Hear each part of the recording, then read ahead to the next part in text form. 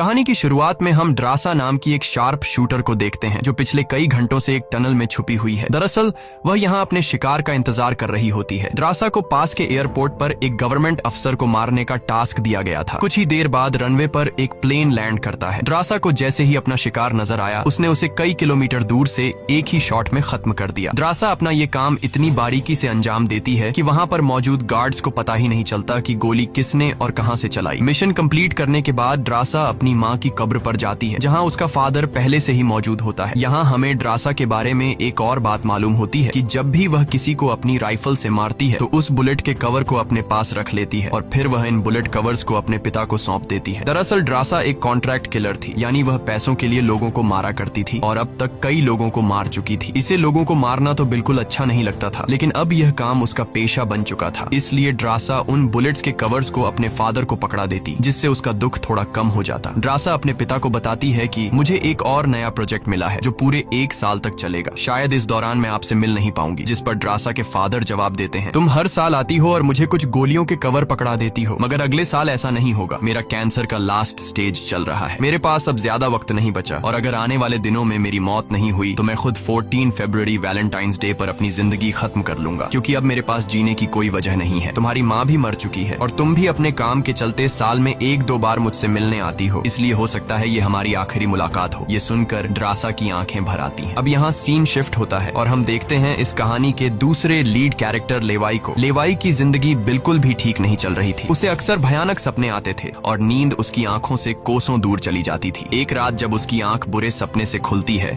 तो लेवाई अपने घर से बाहर निकलकर समुद्र के किनारे पर आता है। यहाँ उसे थोड़ा बेहतर महसूस होता है और वह अपनी डायरी में कुछ लिखने लगता है। तभी लेवाई को अचानक उसके फोन पर एक मैसेज आता है। उस मैसेज में उसे एक एड्रेस दिया गया होता है जहाँ उसे जल्द से जल्द पहुंचने का कहा गया होता है। लेवाई बिना वक्त गंवाए एक मिलिट्री बेस पर पहुंचता है और वहाँ उसकी मुलाकात होती है एक लेडी ऑफिसर से जिसका नाम बार्तो है। बातचीत के दौरान हमें पता चलता है कि लेवाई कोई आम इंसान नहीं बल्कि एक आर्मी ऑफिसर था, लेकिन अब वह रिटायर हो चुका है। और सिर्फ इतना ही नहीं, वह एक डेडली स्नाइपर भी रह चुका है। वह अब तक 200 से भी ज्यादा लोगों को स्नाइपिंग से मार चुका है। बार्तो लेवाई से कहती है, मैं तुम्हें एक मिशन पर भेजना चाहती हूँ क्योंकि तुम एक बहुत ही अच्छे स्नाइपर हो और ये सिर्फ तुम ही कर सकते हो। लेकिन मिशन पर भेजने से पहले बार्तो लेवाई से एक बहुत ही जरूरी सवाल पूछती है, अगर तुम इस मिशन पर गए तो क्या तुम्हें याद करने वाला पीछे कोई है? ये बात सुनकर लेवाई को कुछ अजीब लगने लगता है, लेकिन फिर वह जवाब देता है, नहीं, मेरा इस दुनिया में अब कोई भी अपना नहीं है। ये सुनकर वो लेडी लेवाई से कहती है, तुम तैयारी कर लो, कुछ घंटे बाद तुम्हें उस मिशन पर भेजा जाएगा और वहाँ तुम्हें 1 साल के लिए रहना है। इसके बाद लेवाई को बेहोश कर दिया जाता है और जब उसकी आंख खुलती है तो वह अपने आप को एक एरोप्लेन में पाता है। लेवाई कुछ समझ नहीं पाता कि आखिर उसे कहाँ ले जाया जा रहा है और उसे किस तरह का मिशन सौंपा गया है। इसलिए लेवाई वहाँ पर मौजूद एक सोल्जर से पूछता है, मुझे कहाँ ले जाया जा रहा है? लेकिन वह सोल्जर लेवाई की इस बात का कोई जवाब नहीं देता, बस इतना कहता है, अपना आईडी और वॉच हमें दे दो, ये सब तुम्हें तब वापस मिलेगा जब तुम्हारा मिशन पूरा हो जाएगा। थोड़ी देर बाद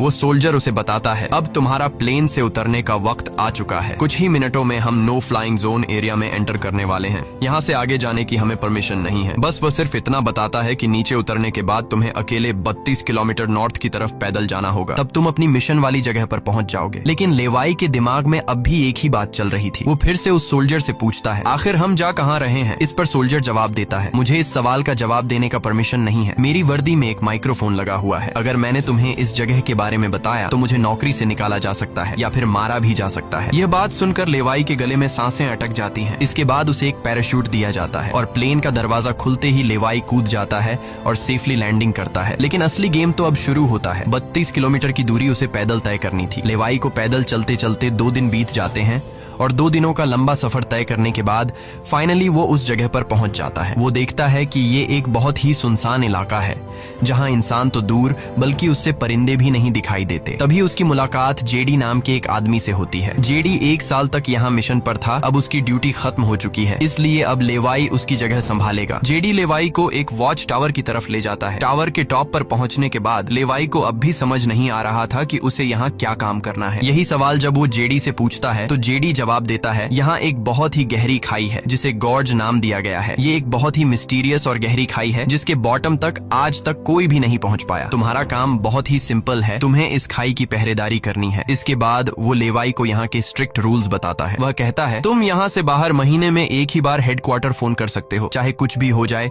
तुम बाहर की दुनिया से जुड़ने की उम्मीद मत रखना। ये टावर, जिसे हम वेस्ट टावर कहते हैं, इसके ठीक सामने ईस्ट टावर है, वह रशिया का है। वहाँ भी एक गार्ड अपनी ड्यूटी निभा रहा है, लेकिन तुम दोनों के बीच कोई भी कॉन्टैक्ट अलाउ नहीं है। तुम्हें सिर्फ अपनी ड्यूटी पर ध्यान देना है और हाँ, आने वाले खतरे के लिए हर वक्त तैयार रहना, क्योंकि यहाँ तुम पर किसी भी वक्त हमला किया जा सकता है। यहाँ ऑटोमेटिक गन्स और नीचे ढेर सारे लैंड माइन्स लगाए हुए हैं। अगर ऑटोमेटिक गन्स में गोलियां खत्म हो जाए तो उसे हमेशा रिलोड रखना, क्योंकि हमले के दौरान ऑटोमेटिक गन्स तुम्हारी बहुत काम आएगी। और आखिरी बात, अगर तुम्हें कभी भी यहाँ तेज सायरन की आवाज सुनाई देने लगे तो तुम बिना सोचे समझे यहाँ से भाग जाना। जेडी कहता है, मुझे भी नहीं पता कि ऐसा क्यों बोला गया है, लेकिन मुझे जो पिछले ड्यूटी वर्कर ने बताया था वही मैं तुम्हें बता रहा हूँ। लेवाई उसकी सारी बातें अच्छी तरह से सुन लेता है, पर उसका सवाल एक ही था। वह पूछता है, आखिर यहाँ ऐसा क्या है जिसके लिए इतनी स्ट्रिक्ट सिक्योरिटी लगाई गई है? तभी जेडी एक ग्रेनेड निकालता है और इस ग्रेनेड को उस गहरी खाई में फेंक देता है। ग्रेनेड जैसे ही खाई की गहराइयों में धमाका करता है, वहाँ से एक अजीब भयानक आवाज गूंजने लगती है। वो आवाज किसी इंसान की बिल्कुल भी नहीं थी, वो किसी ऐसी चीज की थी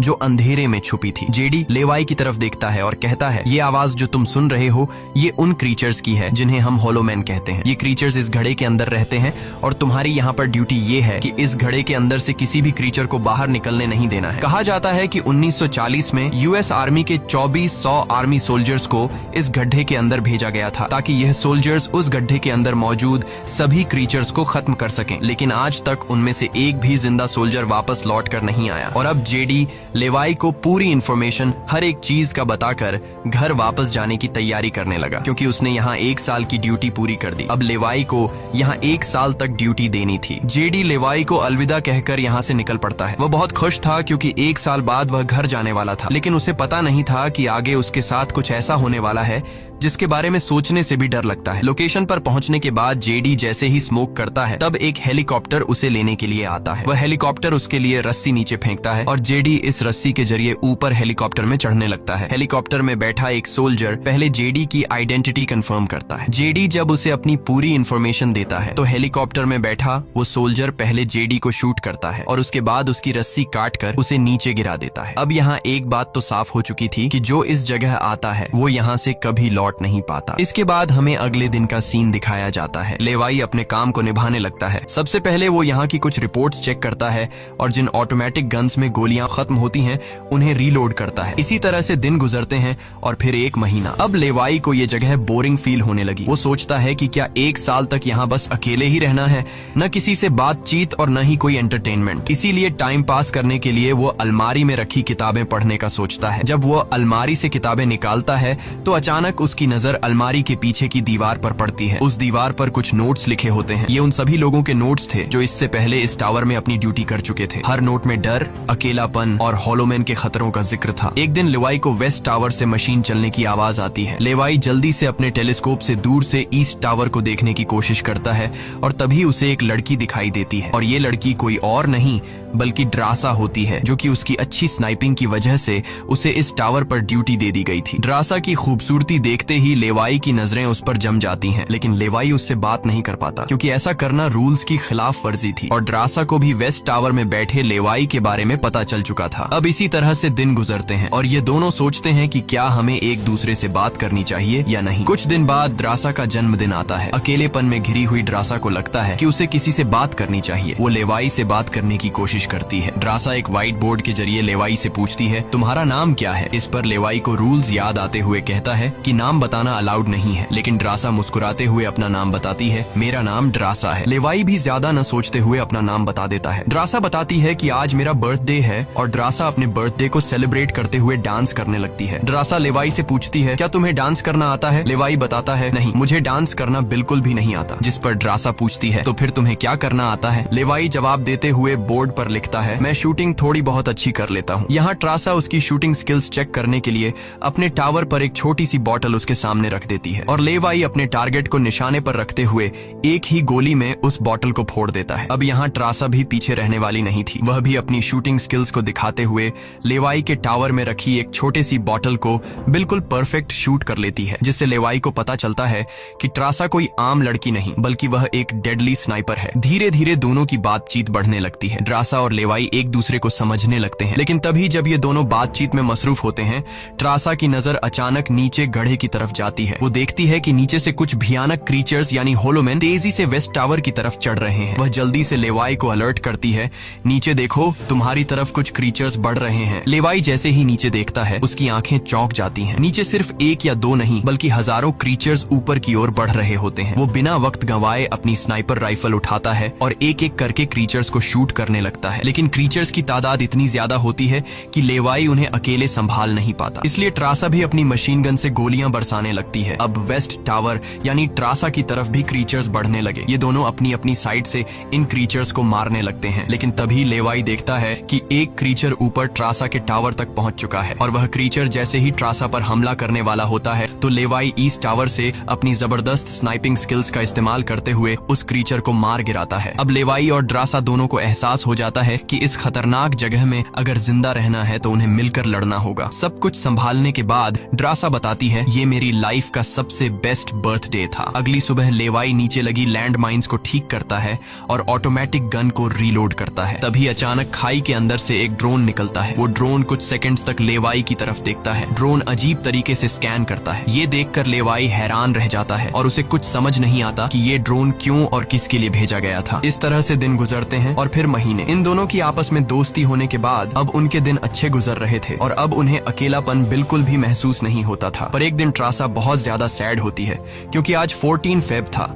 और उसे याद आता है कि उसके फादर ने कहा था कि अगर कैंसर की वजह से आने वाले कुछ दिनों में नहीं मरा तो वो 14 फेब के दिन खुद को मार देगा। और यहाँ ट्रासा बोर्ड पर लिखकर लेवाई को बताती है, आज मैं खुद को बहुत ही अकेली महसूस कर रही हूँ। अगर आज मेरे पास कोई होता तो बहुत अच्छा होता। लेवाई को भी पहले ही दिन से ट्रासा से मिलने का मन था और आज वह खुद को रोक नहीं पाता। वो ट्रासा के पास जाने का प्लान बना लेता है। वह एक रॉकेट लॉन्चर के जरिए ईस्ट टावर तक पहुंचने का जुगाड़ कर लेता है। अगली सुबह वो रॉकेट लॉन्चर का इस्तेमाल करके एक मजबूत रस्सी को ट्रासा की तरफ फेंकता है, जिसके बाद ट्रासा टावर के बाहर आती है और वो रस्सी को मजबूती से एक पेड़ के साथ बांध देती है ताकि लेवाई रस्सी के जरिए लटक कर ईस्ट टावर तक पहुंच जाए। लेवाई बिना देर किए उस रस्सी के सहारे ईस्ट टावर की ओर बढ़ने लगता है, लेकिन बीच में वो अटक जाता है क्योंकि आगे रस्सी की ढलान खत्म हो चुकी थी। इसलिए अब लेवाई हाथों की मदद से आगे बढ़ने लगता है और करीब आधा घंटा हाथों की मदद से सफर करने के बाद वो ट्रासा के टावर तक पहुंच जाता है। ट्रासा उसे वेलकम करती है और कहती है, तुमसे बहुत ही गंदी पसीने की बू आ रही है, इसलिए पहले तुम नहा लो, फिर मैं तुमसे मिलूंगी। लेवाई को ये सुनकर हंसी आ जाती है। वह कुछ कहता नहीं, बस सिर हिलाकर मान जाता है। ट्रासा यहाँ पर शरारत करते हुए उसके कपड़े दूर जाकर छिपा लेती है और सीसीटीवी कैमरा के जरिए लेवाई को देख रही होती है, जो टावर में मौजूद शावर में नहा रहा होता है। उसके बाद लेवाई और ट्रासा एक साथ बैठकर काफी देर तक बातें करते हैं। ट्रासा उससे अपनी पूरी स्टोरी बताती है और बताती है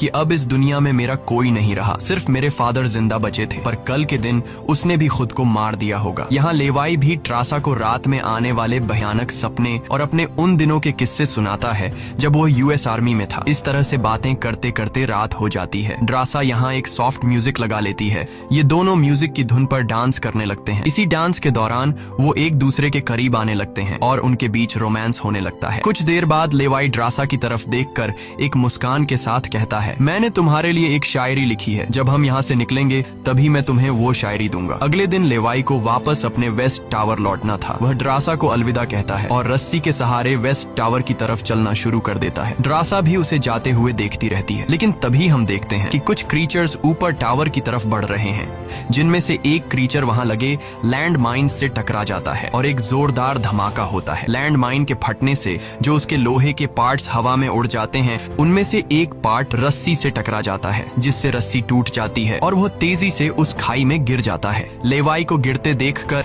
ट्रासा बिना सोचे समझे अपना पैराशूट उठाकर वह भी उस खाई में कूद जाती है। खाई की गहराई में गिरने के बाद द्रासा पानी की तेज बहाव वाली नदी में बहने लगती है। वह किसी तरह करके नदी से बाहर निकलकर किनारे तक पहुंच जाती है। दूसरी तरफ लेवाई की किस्मत अच्छी होती है कि वो एक बड़े से पेड़ पर गिरकर लटक चुका था। इतनी ऊंचाई से गिरने के बाद उसे चोटें तो काफी सारी आ जाती हैं, पर उसकी जान बच जाती है। जैसे ही उसकी आंखें खुलती हैं, वो देखता है कि एक बड़ा कीड़ा उस पर हमला करने के लिए बढ़ रहा है। वो खुद को बचाने की कोशिश करता है, पर तभी पेड़ की लकड़ी टूट जाती है और लेवाई नीचे पेड़ की जड़ों पर गिर जाता है। नीचे गिरते ही पेड़ की जड़ों ने उसे अपनी गिरफ्त में लेने लगती है और लेवाई को जकड़ लेती है। उससे पहले कि ये जड़ें लेवाई को मार देती, वहाँ ट्रासा पहुँच जाती है। वो जल्दी से चाकू निकालकर इन जड़ों को काटने लग जाती है, जिससे लेवाई आजाद हो जाता है। इसके बाद लेवाई और ट्रासा चारों ओर देखने लगते हैं। हर तरफ सन्नाटा और डर का माहौल छाया होता है। तभी अचानक पेड़ों की आड़ से कुछ क्रीचर्स निकलकर उन पर हमला कर देते हैं। यहाँ उनके बीच एक बड़ी फाइट होने लगती है। लेवाई अपनी बंदूक संभालता है और पहली गोली सीधे एक क्रीचर के सर में मारता है। एक के बाद एक दोनों ने मिलकर दोनों क्रीचर्स को खत्म कर दिया। यहाँ लेवाई की नजर क्रीचर की डेड बॉडी पर पड़ती है। वह देखता है कि क्रीचर ने वही आर्मी वर्दी पहन रखी थी जो किसी जमाने में अमेरिकन सोल्जर्स की होती थी। ये देखकर लेवाई के रोंगटे खड़े हो जाते हैं। तभी उसे जेडी की वो बातें याद आती हैं, जब उन्होंने बताया था कि 1940 में 2400 सोल्जर्स के एक बड़े ग्रुप को इस खाई में भेजा गया था और वो सैनिक कभी वापस नहीं लौटे थे। उसके बाद लेवाई और ट्रासा एक अजीब भयानक सी जगह पर पहुंच जाते हैं। यहाँ का मंजर किसी बुरे सपने जैसा था। हर तरफ इंसानों के सड़े गले शरीर पड़े थे और सबसे अजीब बात यह थी कि इन शरीरों के अंदर से पेड़ पौधे उग आए थे। ऐसा लग रहा था जैसे कोई जानलेवा वायरस ने इस जगह को अपनी गिरफ्त में ले लिया हो। तभी अचानक पेड़ों के बीच से कुछ हलचल होती है। लेवाई और ट्रासा समझ जाते हैं कि क्रीचर्स एक बार फिर उनका पीछा कर रहे हैं। डर के मारे यह दोनों तेजी से भागने लगते हैं और एक टूटी फूटी चर्च में घुस जाते हैं। दरवाजा बंद करने के बाद सामने उन्हें एक अजीब सा नजारा दिखता है। हर तरफ इंसानों की लाशें पड़ी हुई थीं। उनकी हालत देखकर ऐसा लग रहा था जैसे उन्होंने खुद अपनी जान ले ली हो ताकि इस वायरस से बच सकें। अचानक एक बड़ी मकड़ी ट्रासा के ऊपर कूद पड़ती है और ढेर सारी और भी मकड़ियां निकल आती हैं। ये मकड़ियां साइज में काफी बड़ी होती हैं। जैसे ही स्पाइडर उन पर हमला करता है, लेवाई और ट्रासा मिलकर उसे खत्म कर देते हैं। दूसरी तरफ चर्च का दरवाजा वो क्रीचर तोड़कर अंदर आ जाते हैं। लेवाई और ट्रासा अपनी जान बचाने के लिए उन पर फायरिंग शुरू कर देते हैं और जैसे तैसे करके उनसे अपनी जान छुड़ाकर चर्च से बाहर निकल आते हैं। तभी लेवाई की नजर सामने पहाड़ में बनी एक पुरानी सुरंग पर पड़ती है। वह दोनों फौरन उस सुरंग के अंदर घुस जाते हैं। अंदर जाकर उन्हें पता लगता है कि असल में यह एक पुरानी लैब है। यहाँ हर जगह टूटी फूटी कांच, मशीन्स और पुराने जंग लगे हुए कंटेनर्स पड़े थे। यहाँ लेवाई को एक पुराना डीवीडी कैसेट मिलता है। लेवाई डीवीडी को प्ले करता है और स्क्रीन पर एक लड़की नजर आती है। वह लड़की कहती है कि हम लोग यहाँ एक सीक्रेट केमिकल मिसाइल प्रोजेक्ट पर काम कर रहे थे। हमारे साथ सैकड़ों साइंटिस्ट थे, पर एक दिन यहाँ भूकंप आया। भूकंप के तेज झटके से मिसाइल की केमिकल लीक हो गई। जहरीला केमिकल हवा में मिलने लगा। कुछ ही घंटों में लोग वायरस से इन्फेक्ट होने लगे। वह लड़की अपना पेट दिखाते हुए बताती है कि मैं भी इन्फेक्टेड हूँ। हालांकि हमने मिलिट्री को सब कुछ बताया। हमने उनसे कहा कि इस पूरे इलाके को बॉम्बिंग करके तबाह कर दिया जाए ताकि इन्फेक्शन और फैल न सके, लेकिन उन्होंने हमारी बात नहीं सुनी। इस वीडियो को देखने के बाद लेवाई को वहाँ एक नए जमाने का कंप्यूटर मिलता है। लेवाई को समझ नहीं आता कि इस जगह में आज के दौर का कंप्यूटर कैसे रखा गया है। लेवाई उसे ऑन करता है और उसमें मौजूद जानकारी को देखकर एकदम सुन रह जाता है। उसे डार्क लेक नाम की एक कंपनी के बारे में पता चलता है जो पैरामिलिट्री बनाने का काम करती है। ये कंपनी यहाँ से इन्फेक्टेड लोगों के सैंपल्स इकट्ठा करके अपने कंट्री के सोल्जर्स को सुपर सोल्जर्स में कन्वर्ट करने के लिए उन पर एक्सपेरिमेंट करती है। यही वजह है कि कोई भी देश इस जगह को मिटाना नहीं चाहता। इसके अलावा लेवाई को यह भी पता चलता है कि यह जो खाई है, यहाँ पर एक बहुत ही बड़ा मिसाइल है जिसकी एक्टिवेशन पर जब वो फटेगा तो 4.2 किलोमीटर की लंबाई में सब कुछ मिटा देगा। लेवाई और ट्रासा ये सारा राज समझ जाते हैं। उन्हें पता चल जाता है कि जिस लेडी बार्तो ने उन्हें यहाँ भेजा था वही इस जगह की ओनर है और वो इस जगह का गलत इस्तेमाल कर रही है। और इस जगह को सीक्रेट रखने के लिए लेडी बार्तो हमेशा ऐसे इंसान को यहाँ पर ड्यूटी के लिए चुनती थी जिसका पीछे कोई पूछने वाला नहीं हो, और उस इंसान को यहाँ साल भर ड्यूटी करने के बाद मार दिया जाता, जिस तरह से जेडी को मार दिया गया था ताकि वो बाहर आकर दुनिया को इस जगह के बारे में नहीं बता सके। ये सब जानने के बाद जैसे ही ये दोनों वहाँ से निकलते हैं, तभी एक घुड़सवार क्रीचर ट्रासा को रस्सी से जकड़कर अपने साथ ले जाता है। लेवाई ट्रासा की तलाश में यहाँ वहाँ भटकता है, लेकिन उसे ट्रासा कहीं दिखाई नहीं दे रही थी। तभी लेवाई एक ऐसी जगह पर पहुँचता है जहाँ एक बड़ी मिसाइल रखी हुई थी। ये वही मिसाइल थी जिसके बारे में डार्क लेक कंपनी के कंप्यूटर से लेवाई को जानकारी मिली थी। लेवाई को सब कुछ साफ समझ आ चुका था। असल में वॉच टावर में पहले रह चुके लोग जब यह कहते थे कि अगर सायरन की आवाज सुनाई दे तो जितनी जल्दी हो सके यहाँ से भाग जाना चाहिए, वो दरअसल इस मिसाइल की ही बात कर रहे थे। दूसरी तरफ ट्रासा अब उस क्रीचर के कब्जे में थी। ट्रासा खुद को छुड़ाने की कोशिश करती है और जैसे तैसे करके वो खुद को छुड़ा लेती है। आजाद होते ही ट्रासा और क्रीचर के बीच फाइट छिड़ जाती है। लेवाई भी ट्रासा को ढूंढते ढूंढते वहां पहुंच जाता है और वह भी फौरन क्रीचर पर हमला कर देता है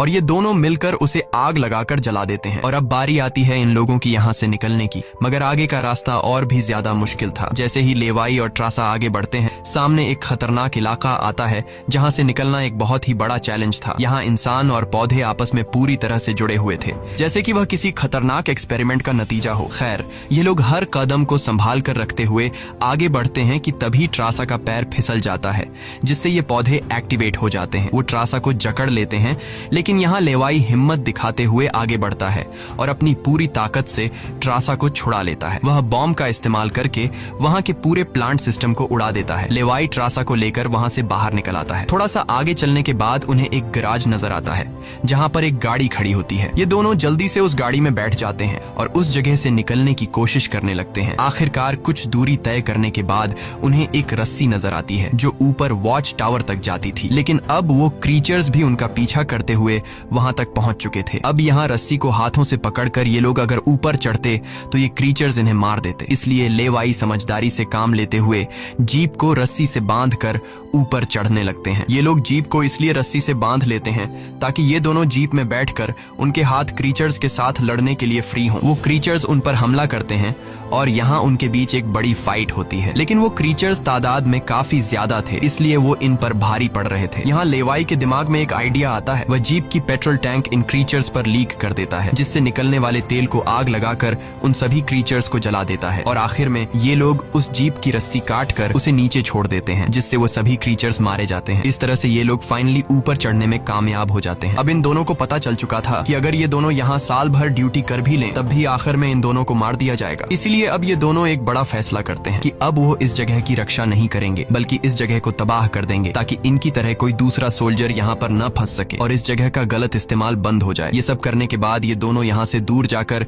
एक नई जिंदगी की शुरुआत करेंगे। यहाँ ट्रासा कहती है, मेरे पास फ्रांस में छुपने के लिए एक जगह है, हम वहाँ जाकर शादी करेंगे और आगे की जिंदगी वहीं पर बिताएंगे। लेवाई ट्रासा की बात मान जाता है और अब वह कहता है, मुझे वापस अपने टावर पर जाना होगा। मैं वहाँ जाकर टावर में एक बॉम्ब फिट करूंगा और साथ ही इस मिसाइल को भी एक्टिवेट कर दूंगा, जिससे यह पूरी जगह तबाह हो जाएगी। जिसके बाद लेवाई रस्सी की मदद से अपने टावर तक पहुंच जाता है। इस बीच लेडी बार्तो लेवाई से कांटेक्ट करती है और सवाल करती है, क्या तुम इस गड्ढे के अंदर गए थे, क्योंकि किसी ने हमारे कंप्यूटर को ऑन किया है। लेवाई यहाँ पर झूठ बोलकर बताता है, नहीं, मैं वहाँ नहीं गया था। लेकिन बार्तो जानती है कि लेवाई झूठ बोल रहा है। उन्होंने सिक्योरिटी कैमरास में सब कुछ देख लिया था कि लेवाई और ट्रासा दोनों गड्ढे के अंदर गए थे। फिर भी वो अपनी बात को आगे बढ़ाते हुए कहती है, अगर तुम नहीं गए तो फिर जाहिर सी बात है कि यह सारा काम उस वेस्ट टावर वाले गार्ड का है। तुम एक काम करो कि उस वेस्ट टावर वाले इंसान यानी ट्रासा को मार दो, क्योंकि उसने रूल तोड़ा है। यहाँ लेवाई हाँ तो बोल देता है, लेकिन बार्तो को पता चल चुका था कि यह उसे नहीं मारेगा और वह समझ चुकी थी कि ये दोनों अब यहाँ से भागने वाले हैं और बाहर जाकर दुनिया को इस जगह के बारे में बता देंगे। इसीलिए वह खुद हेलीकॉप्टर में यहाँ पहुँचती है। लेकिन बार्तो के पहुँचने से पहले ये दोनों अपनी पूरी तैयारी कर चुके थे। लेवाई टावर से काफी दूर जाकर अपनी लाइफ का सबसे लंबा शॉट लेता है और सीधा उस टावर पर गोली मारता है